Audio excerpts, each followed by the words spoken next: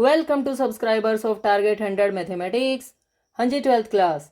आज के इस वीडियो में हम मार्च 2025 का सेक्शन सी करने वाले हैं। क्वेश्चन नंबर 26 बड़ा ही सिंपल सा क्वेश्चन है। अगर आपको ये पता हो कि ये फॉर्मूला 2 tan इनवर्स x का होता है।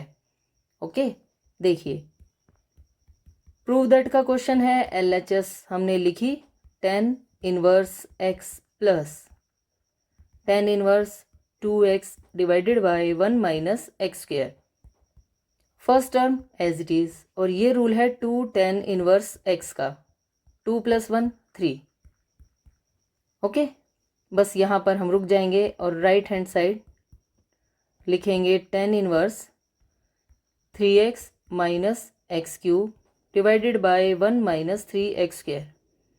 यहाँ पर आप x को पुट कर दें tan थीटा। थीटा की वैल्यू क्या आ जाएगी यहाँ से? tan inverse x। लास्ट में हमें इसकी ज़रूरत होगी। Now tan inverse 3 tan theta minus tan cube theta divided by 1 minus 3 tan square theta. Okay, bracket में ये फॉर्मूला बन चुका है tan 3 थीटा का।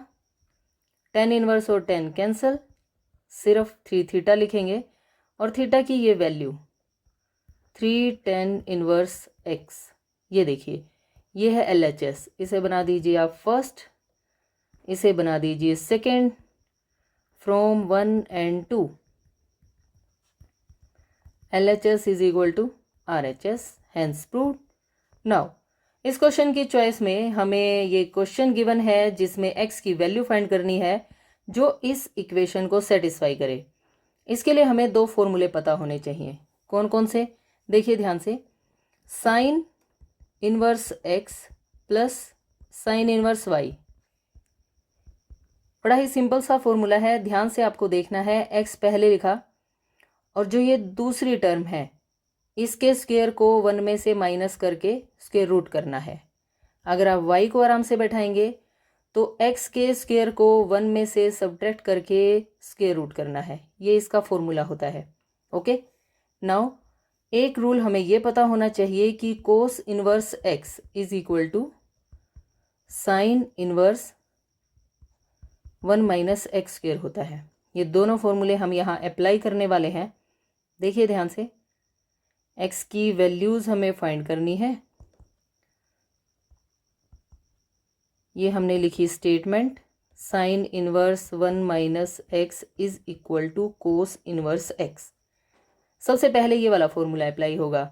x के प्लेस पर तो x है, लेकिन y के प्लेस पर कौन है? 1 माइनस एक्स। तो हम इसे क्या लिखेंगे? Sine inverse x। ये जो दूसरी टर्म है ना, इसके स्क्वायर को 1 में से सब्ट्रैक्ट करके अंडर रूट करना है, यानी 1 माइनस एक्स का स्क्वायर। ऐसे थोड़ा सा आप ध्यान से क्वेश्चन करेंगे तो आराम से हो जाएगा। y वाली वैल्यू यानी y को आपको पहले बाहर लिखना है, यानी 1 माइनस एक्स यहाँ पर, और अंडर रूट में कौन आएगा? जो टर्म बच गई 1 minus x square. Okay, this is equal to cos inverse x का मैंने आपको ये वाला फॉर्मूला बताया है। ये फॉर्मूला हम इस तरफ लिख देंगे। ऐसा करने से होगा क्या? साइन इनवर्स से साइन इनवर्स कैंसिल हो जाएगा और सिंपल सिंपल सी टर्म बचेंगी जिन्हें हम सिंप्लीफाई कर लेंगे। a माइनस बी का होल स्क्वायर होता है a square plus B square minus 2ab, लेकिन इस माइनस की वजह से अंदर के साइन चेंज हो जाएंगे। तो यहाँ पर हम क्या लिखेंगे? x under root 1 minus 1 minus x square plus 2x।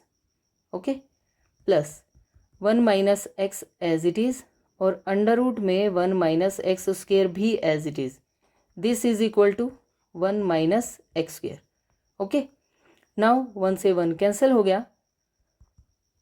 x under root 2x को हम पहले लिख लेते हैं, माइनस के एक्स स्क्वायर को बाद में, और यहाँ से ये वाली टर्म भी एज इट इज़ ही लिखी जाएगी।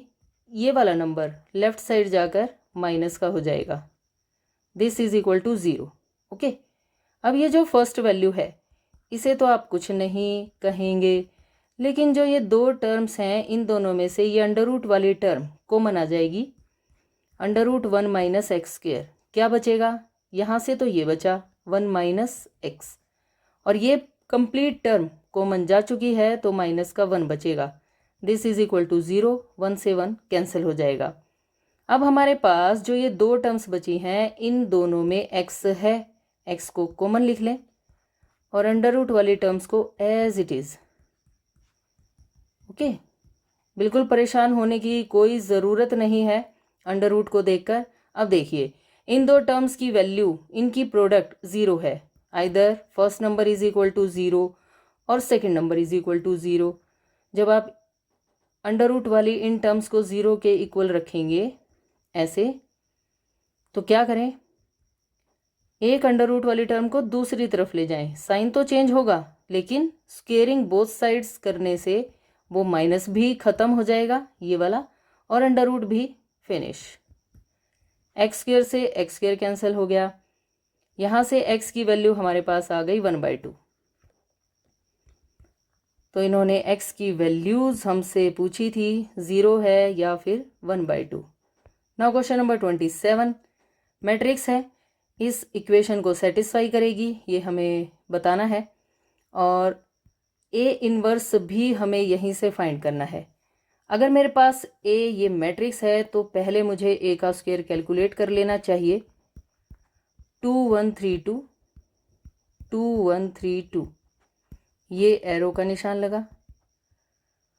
4 + 3, 6 + 6, 2 + 2, 3 + 4, यानी ए स्क्वायर की वैल्यू आ गई है 7 4 12 7। चलिए अब हम यहाँ पर पुट कर देते हैं। क्वेश्चन नंबर 27, LHS हमने लिखी, A square minus 4a + i। A square की वैल्यू लिख दी, माइनस 4, ए की वैल्यू 2 1 3 2। आइडेंटिटी मैट्रिक्स भी 2/2 की ही लिख देते हैं। नाउ अब हमें ये चेक करना है क्या ज़ीरो मैट्रिक्स आएगी या नहीं। 4 2 = 8, 4 3 = 12, 4 1 = 4, 4 2 = 8। नाउ पहले हम इन दोनों मैट्रिसेस को सब्ट्रैक्ट कर लेते हैं। 7 - 8 की वैल्यू -1, 12 - 12 0, ये भी 0, 7 - 8 अगेन -1। और जब आप इसमें ये आइडेंटिटी मैट्रिक्स ऐड करेंगे तो ये बन गई है zero matrix is equal to, ये बड़ी ज़ीरो से हम इसे शो करते हैं RHS। ओके, ये वाली RHS आ गई हमारे पास। अब हमें इस इक्वेशन का यूज़ करके ए इनवर्स फाइंड करना है।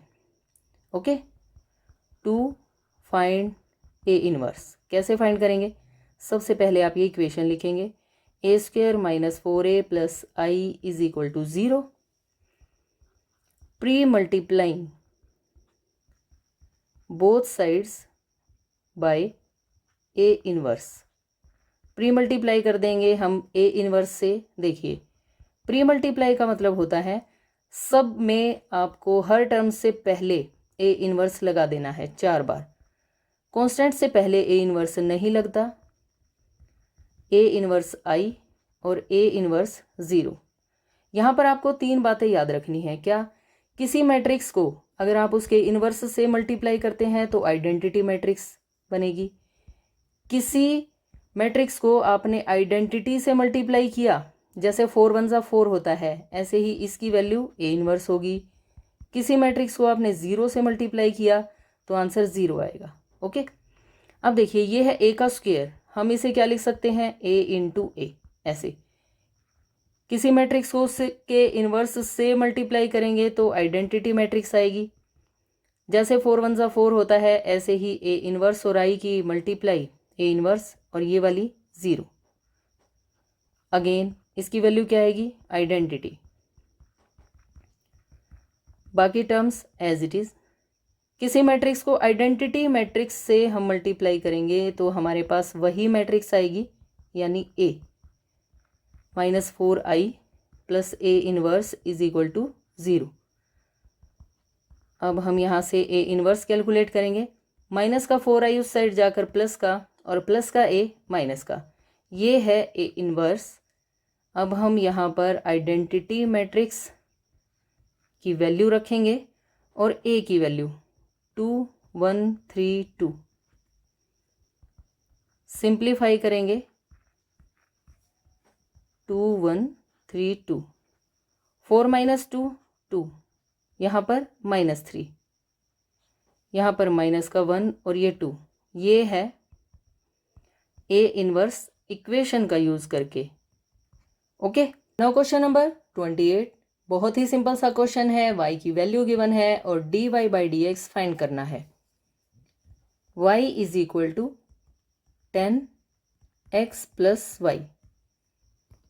Now dy by D x is equal to secant square x plus Y.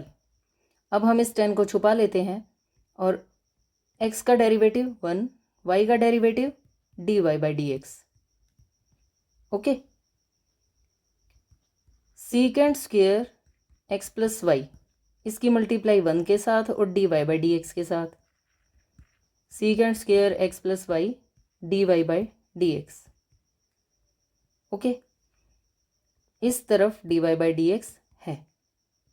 हम क्या करते हैं, ये वाली टर्म इस तरफ ले आते हैं और dy बाई डी एक्स को दूसरी तरफ, यानी माइनस का secant square x plus y is equal to secant square x plus y dy by D x, और ये टर्म इस तरफ आकर हो गई है माइनस की।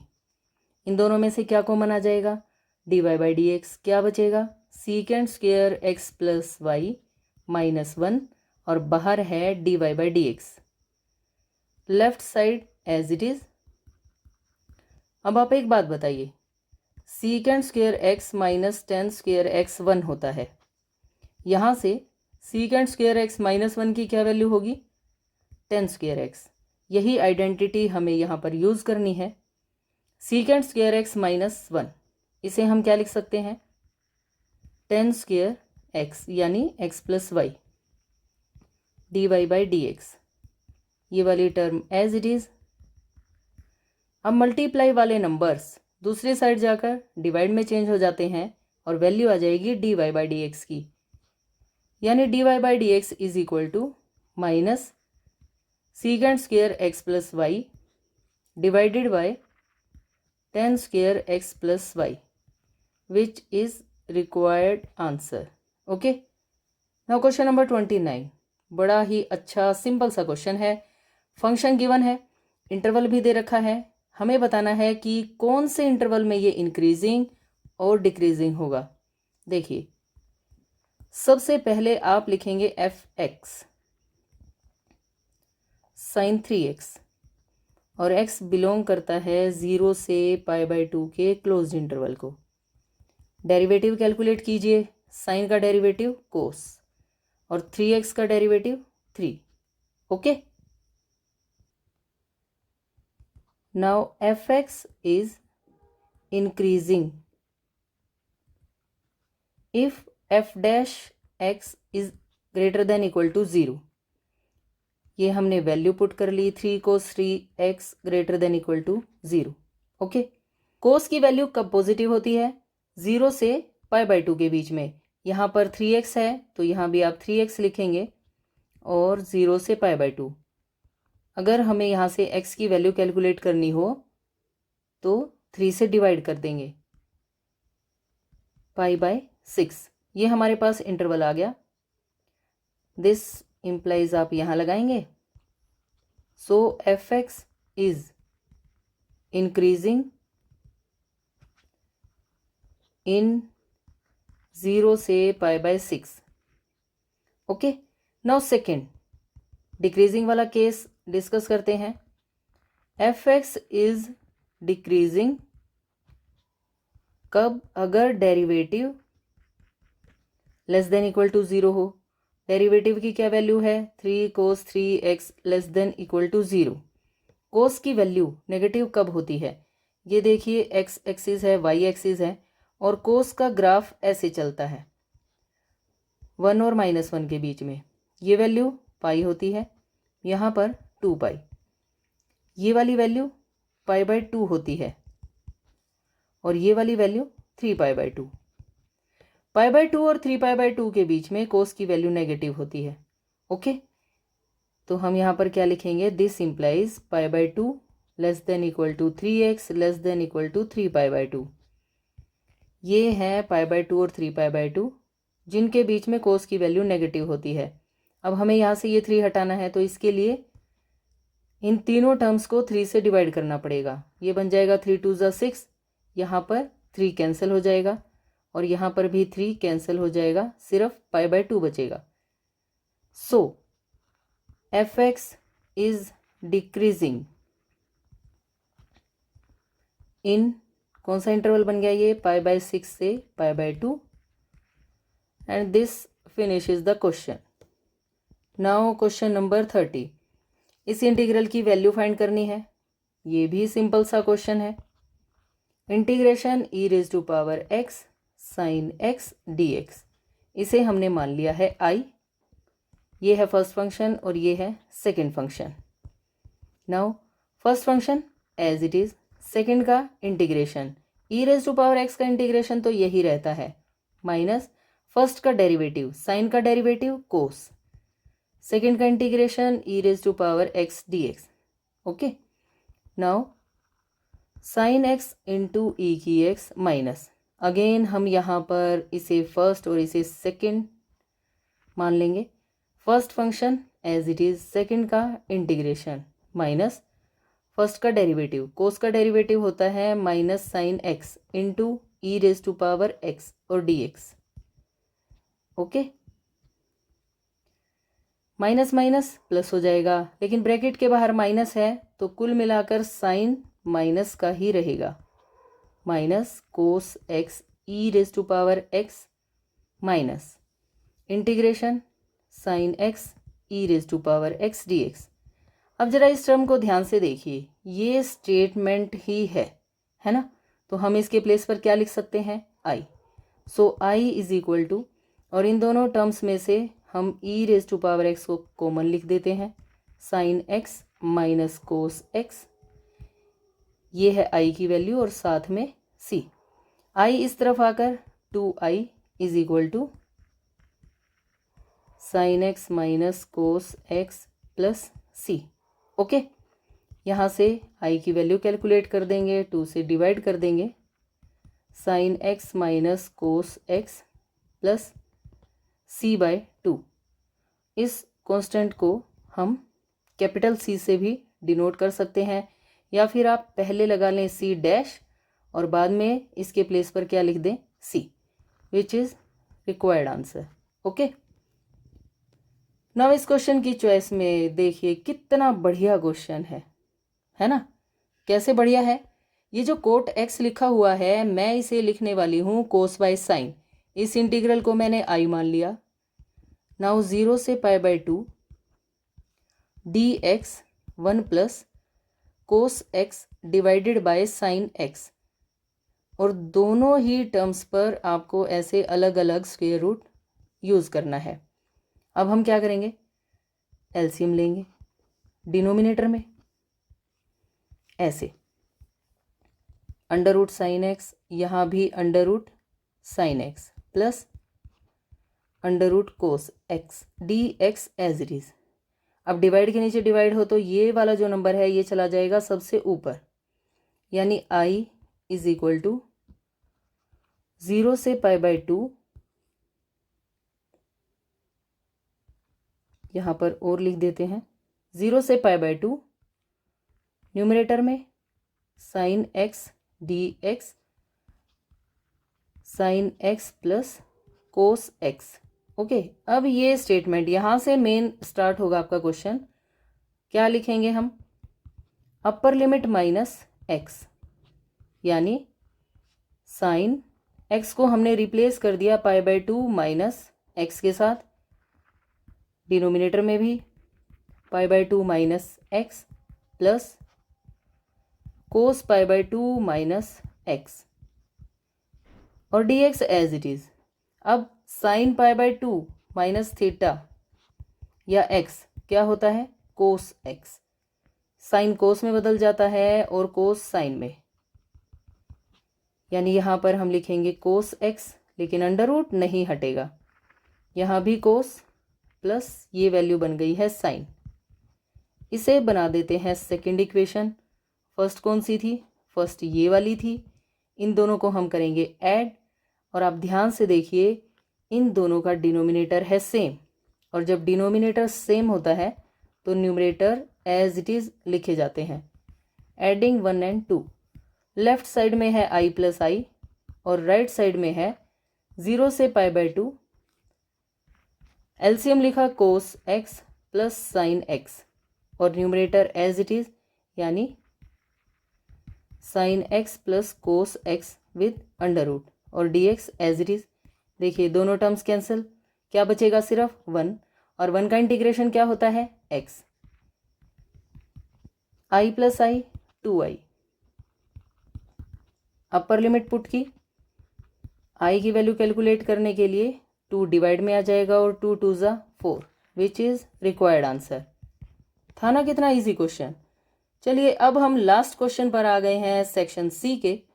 Find a unit vector perpendicular to each of the vectors a plus B, a minus B. a और b की वैल्यू गिवन है। सबसे पहले a प्लस बी कैलकुलेट करते हैं और इसे हम मान लेते हैं c।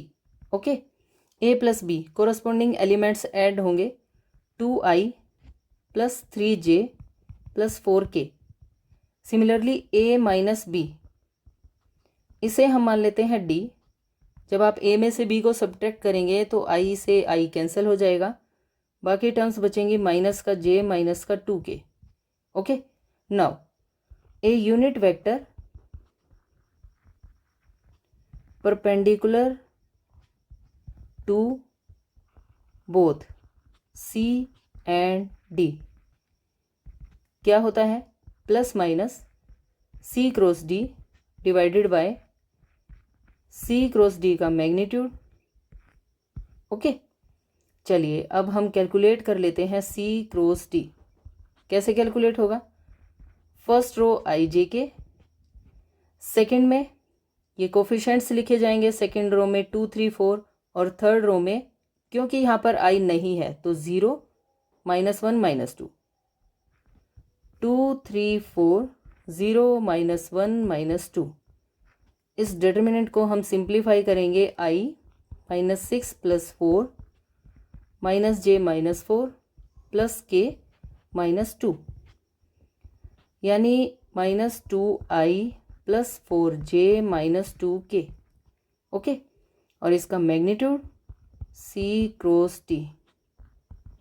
इन कोफिशिएंट्स के स्क्वायर करो, सम करो और अंडर रूट। 2 का स्क्वायर 4, 4 का 16, 2 का 4, अंडर रूट 24, इसे हम लिख सकते हैं 2 अंडर रूट 6। ओके, चलिए अब हम लिखते हैं यूनिट वेक्टर। यूनिट वेक्टर क्या बन जाएगा? Plus minus c cross d, यानी ये वाली value -2i plus 4j -2k divided by 2 under root 6।